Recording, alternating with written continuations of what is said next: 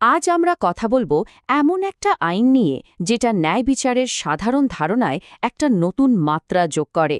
হ্যাঁ, আমি বলছি সুনির্দিষ্ট প্রতিকার আইন 1877 বা দ্য স্পেসিফিক রিলিফ অ্যাক্ট 1877 নিয়ে। দেখুন, এই আইনের মূল ব্যাপারটা হলো এটা শুধু ক্ষতিপূরণ দিয়েই থেমে থাকে না, বরং চেষ্টা করে যা হারিয়েছে ঠিক সেটাই ফিরিয়ে দিতে। আচ্ছা, একবার ভেবে দেখুন তো, যদি কোনো চুক্তি ভাঙে বা কেউ তার কথা না রাখে আর সেই ক্ষতির পরিমাণটা এমন যে টাকা দিয়ে মাপার সম্ভবই না, তখন কি হবে? ঠিক এই রকম জটিল একটা প্রশ্নের উত্তর দিতেই কিন্তু এই আইনটা তৈরি। তো এই আইনটা সহজে বোঝার জন্য আমরা মোট 5টা দিক দেখব। প্রথমে দেখব এটা কিভাবে শুধু টাকার ক্ষতিপূরণের চেয়েও বেশি কিছু দেয়। তারপর হারানো সম্পত্তি ফিরে পাওয়ার উপায়টা কি। এরপর দেখব চুক্তি মানতে বাধ্য করানোর বিষয়টা। তারপর আসবে দলিল ঠিক করা বা বাতিল করার ব্যাপারগুলো। আর সবশেষে দেখব ক্ষতি হওয়ার আগেই আইনটা কিভাবে আমাদের রক্ষা করতে পারে। তো চলুন প্রথম পয়েন্টটা দিয়ে শুরু করা যাক। আর্থিক ক্ষতিপূরণের ঊর্ধ্বে, মানে এই আইনের আসল সৌন্দর্য বা শক্তিটা ঠিক এইখানেই। এটা এমন সব সমাধান দেয় যা শুধু টাকা পয়সার হিসেবে মাপা যায় না। ব্যাপারটা বুঝতে হলে ন্যায় বিচারের দুটো পথের কথা ভাবতে হবে। একদিকে আছে আর্থিক ক্ষতিপূরণ, মানে যা ক্ষতি হয়েছে তার জন্য টাকা দেওয়া হলো। কিন্তু অন্যদিকে আছে সুনির্দিষ্ট প্রতিকার। এর লক্ষ্য কিন্তু একদম আলাদা। এর লক্ষ্য হলো পরিস্থিতিটাকে ঠিক আগের জায়গায় ফিরিয়ে আনা, মানে এমন একটা অবস্থা তৈরি করা যেন ক্ষতিটা কখনো হয়নি।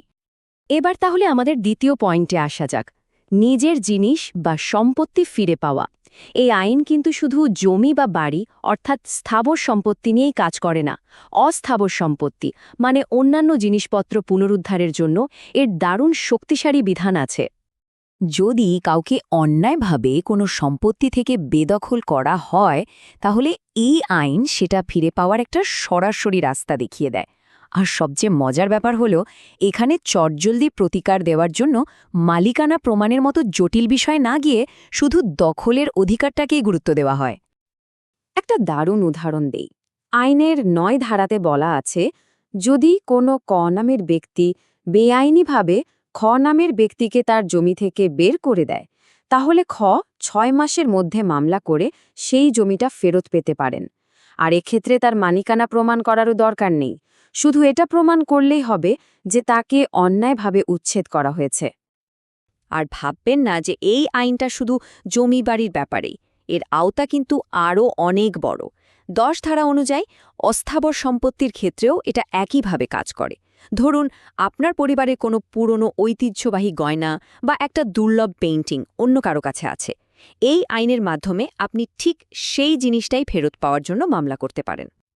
এবার তাহলে আইনের সবচেয়ে শক্তিশালী দিকগুলোর একটাতে আসা যাক, চুক্তির সুনির্দিষ্টভাবে পালন করানো। এটাকে কেন শক্তিশালী বলছি জানেন? কারণ এক্ষেত্রে আদালত শুধু ক্ষতিপূরণ দিয়েই দায়িত্ব শেষ করে না, বরং চুক্তি অনুযায়ী যে কাজটা করার কথা ছিল আদালত ঠিক সেই কাজটাই করতে বাধ্য করতে পারে। কিন্তু প্রশ্ন হল, আদালত কখন এত বড় একটা পদক্ষেপ নেয়?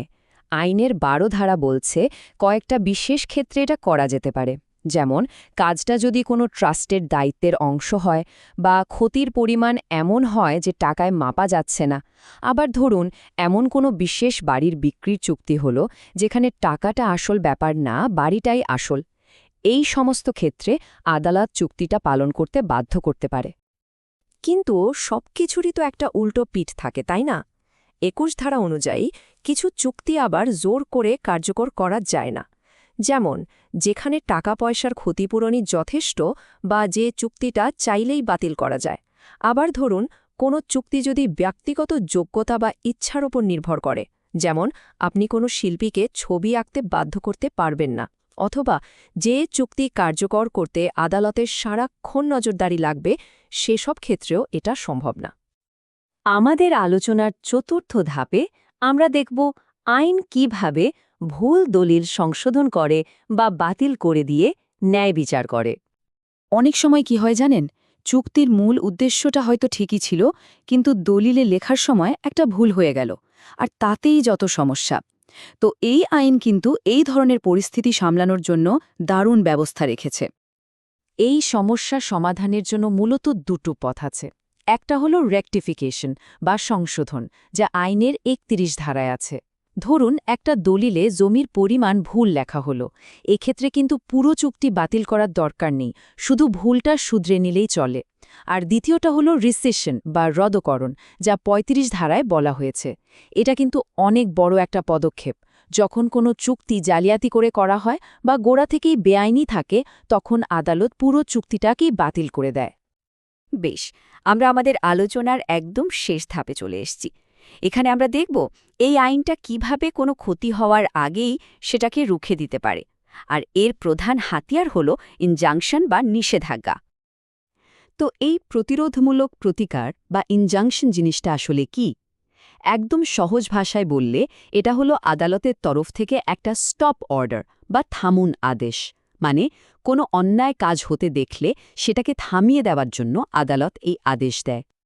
এই থামুন আদেশ মানে ইনজাংশন মূলত দুই রকমের হয়। একটা হলো অস্থায়ী নিষেধাজ্ঞা। নাম শুনেই বোঝা যাচ্ছে এটা কিছুদিনের জন্য। সাধারণত মামলার শেষ রায় না হওয়া পর্যন্ত একটা স্থিতাবস্থা বজায় রাখার জন্য এটা দেওয়া হয়। এটা একটা ফরি কিন্তু সাময়িক সমাধান। আর দ্বিতীয়টা হলো চিরস্থায়ী নিষেধাজ্ঞা। এটা আসে মামলার একদম শেষে, চূড়ান্ত রায়ের মাধ্যমে।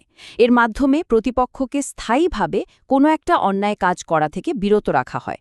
এটা হলো একটা চূড়ান্ত এবং পার্মানেন্ট সমাধান। তাহলে পুরো আলোচনা শেষে আমরা এটা বলতেই পারি যে এই আইনের মূল কথাই হল ন্যায় বিচার মানে শুধু টাকা পয়সার লেনদেন না। এর আসল উদ্দেশ্য হলো এটা নিশ্চিত করা যে বিচার মানে টাকার হিসাব মেলানো নয়, বরং যা ন্যায্য, যা সঠিক, ঠিক সেটাই প্রতিষ্ঠা করা। শেষ করার আগে একটা প্রশ্ন রেখে যেতে চাই।